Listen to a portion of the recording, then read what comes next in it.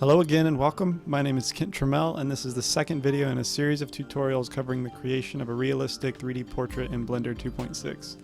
In part 2 I'll be taking our retopologized base mesh and sculpting the high frequency detail on the face. Like part 1, this is also a time lapse with commentary. We'll start by applying our mirror modifier and adding a multi-resolution modifier.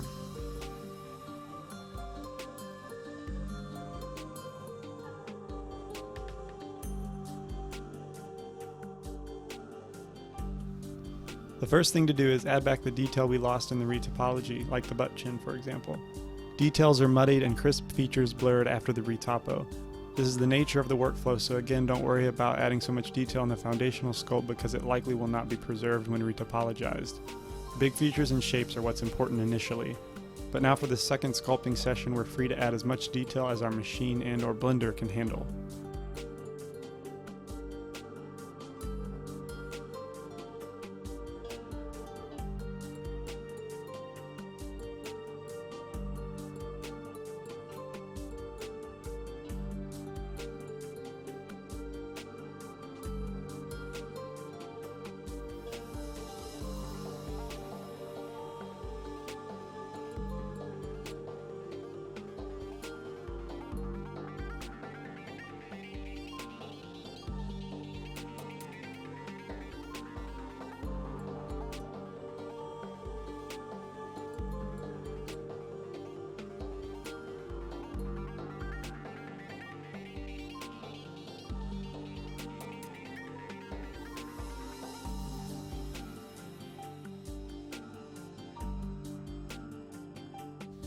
I really want this skin flap to fold over the eyelid and not be a half-hearted crease. I accomplish this in edit mode by moving the edges to emphasize the fold. Don't be afraid to jump into edit mode to assist when sculpting. It's one of my favorite features of Blender.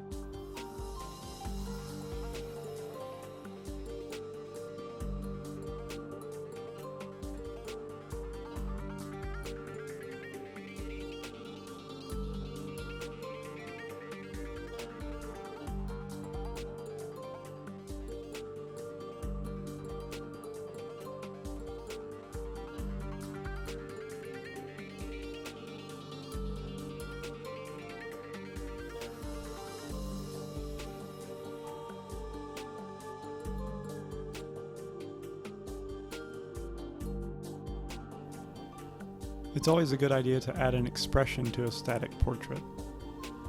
To mimic my reference, I'm using the proportional editing feature to massage the lips into position.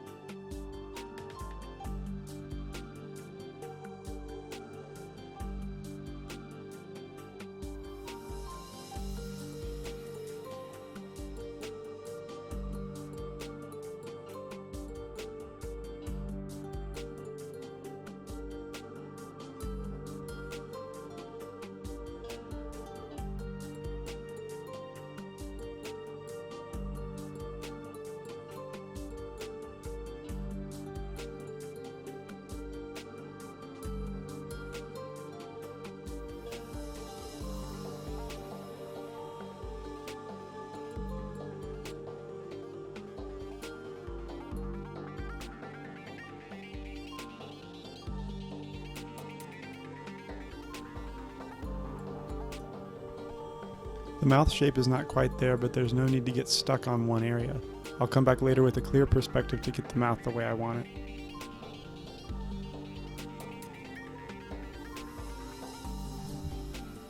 Offset eyes is another easy way to add a little life into a static portrait.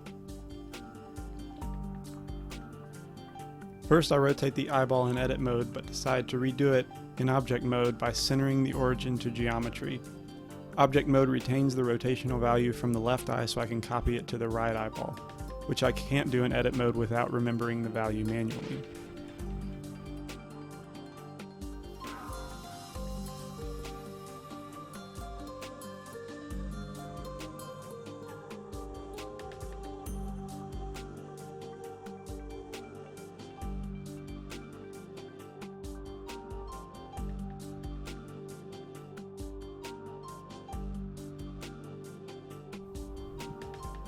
Notice that I'm still maintaining symmetry in the sculpt. It's so much more efficient to only address one half of the head for as long as possible. Of course, this does depend on the expression and how symmetrical it is. In this case, I'll maintain symmetry throughout most of the sculpt, then at the end we'll add the necessary asymmetry.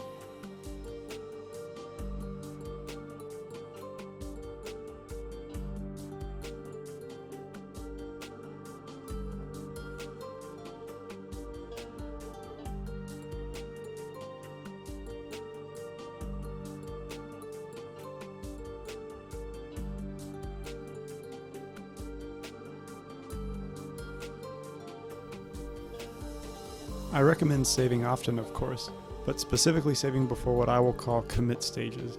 In my head, I tend to break up the sculpt into separate stages of detail: base detail, mid detail, wrinkle detail, and finally pore detail.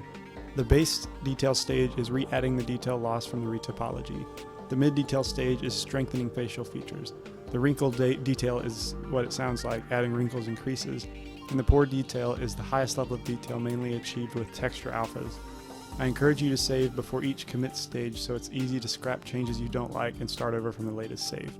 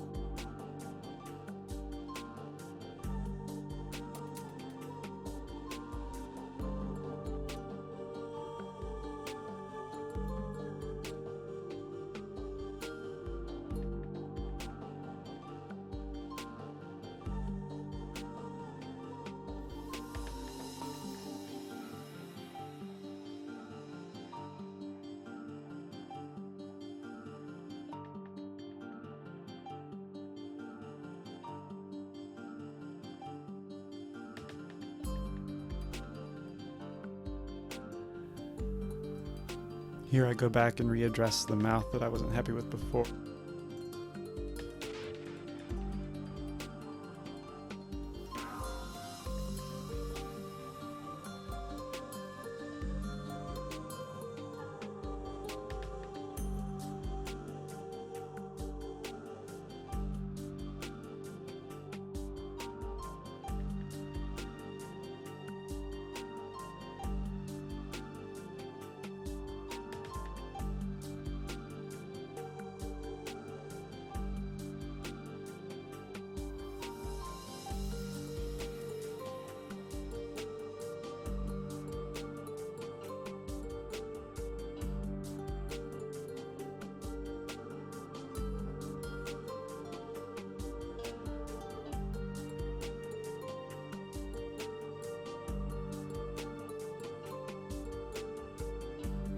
Towards the end of the wrinkle commit stage, I'll take this opportunity to add a little unevenness to the overall skin surface.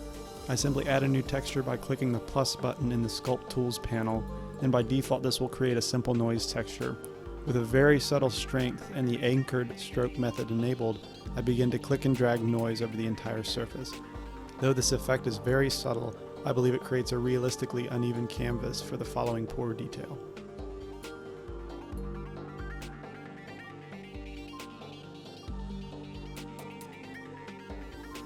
Now I'm ready to start adding the highest stage of detail.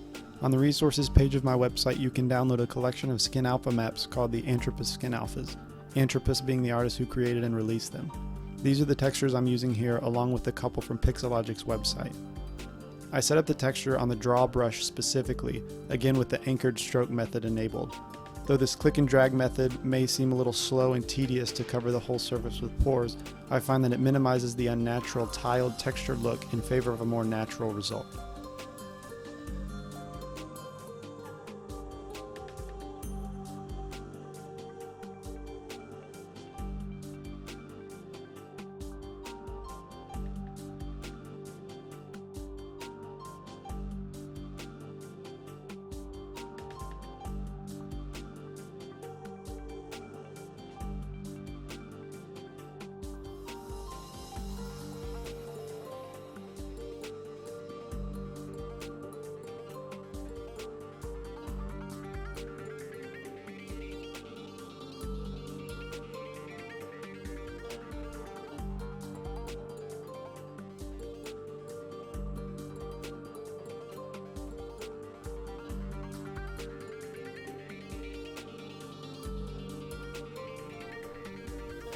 The Antropus collection has a few fantastic wrinkle and crackling textures that are great for adding contrast to creases and also frequently used areas of the face like the lower eyelid.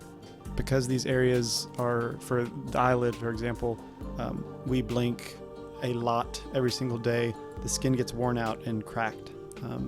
Also the laugh line has some wear, and the neck wrinkles also get a little more wear and tear than, for example, the cheeks.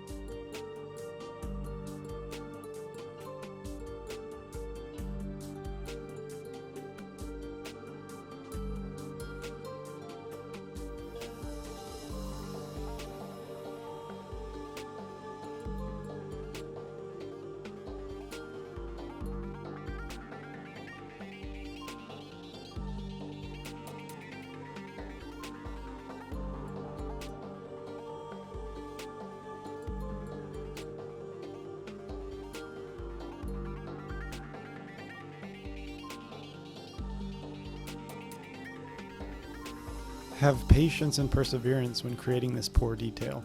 In my experience, there's not one almighty pore alpha that looks great by itself. Instead, I need to lay the pores down in layers. One, because pores are different sizes and depths in different areas, and two, because the combination of a low contrast general texture plus a high contrast polka dot texture to represent pores usually yields the best result.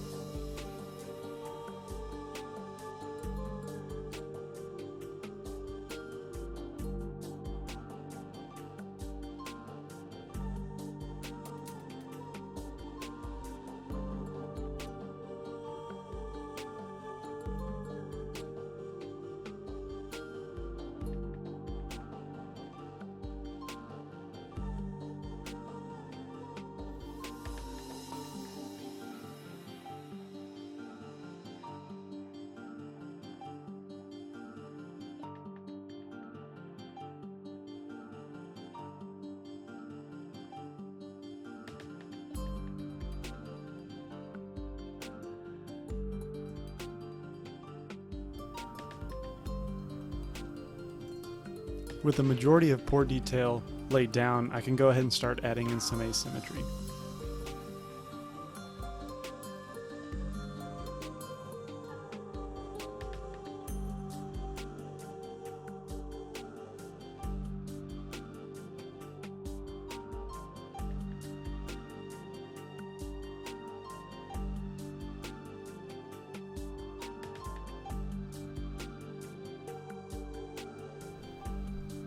At 2.5 million polys, Blender handles it pretty well. But if you're coming from ZBrush or Mudbox or Sculptress, you have to understand that Blender's not going to be able to compete with those as far as how many polys can be handled at a time. But again, 2.5 million is about as high as I find myself needing to go. We're just not going to be able to get that micro detail in this sculpt. But it's also not too early to remember that when we paint our textures, they will be photo sourced, which means they'll provide a great bump map to be rendered on top of our sculpted detail. So this is not only useful for that super fine micro detail in the pores, but it'll also bridge the gap between our sculpted detail and texture color.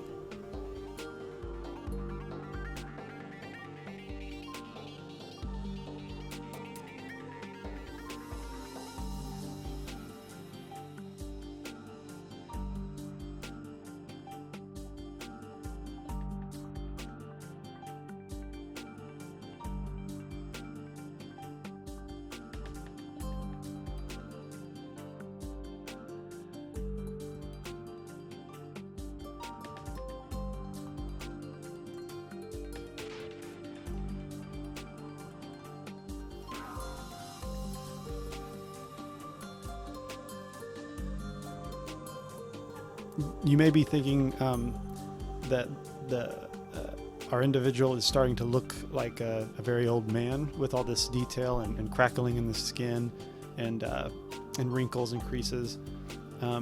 But in my personal opinion, it might just be my preference, but I also believe that the more detail, the better. You can't really, well, I guess you could, but it's harder to go too much detail. It's much easier to leave out a lot of detail. But keep in mind that when we set up the subsurface scatter shader, a lot of this detail is going to be minimized at best.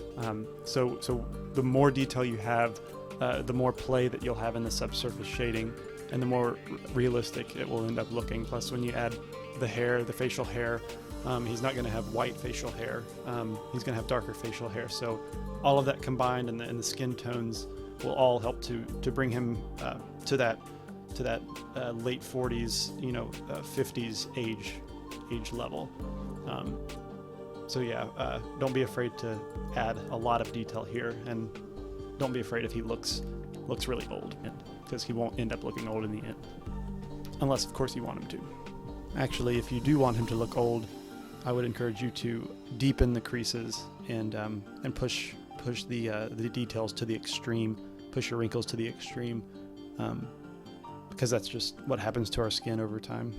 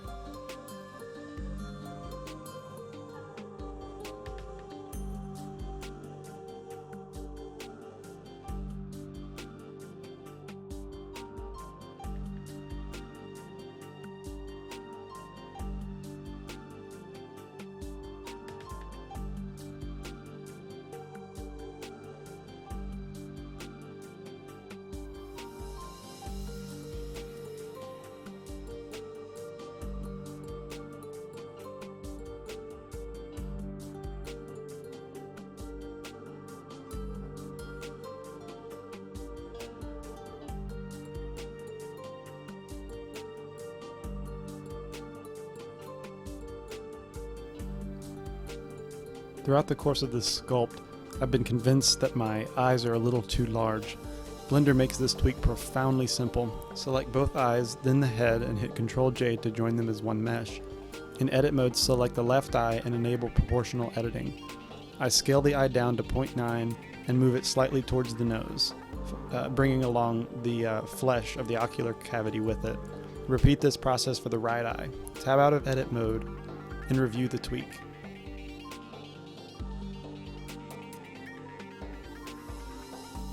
When satisfied, select your eyeball meshes in edit mode and separate them. Delete the multi-res modifier from the eyeball mesh and delete the acquired materials from the head mesh. Amazingly, the head detail is maintained in our multi-res modifier without any artifacts or stretching or anything. Okay, so the sculpting is done, and now I'm ready to move on to the textures for the next video. Thank you for watching.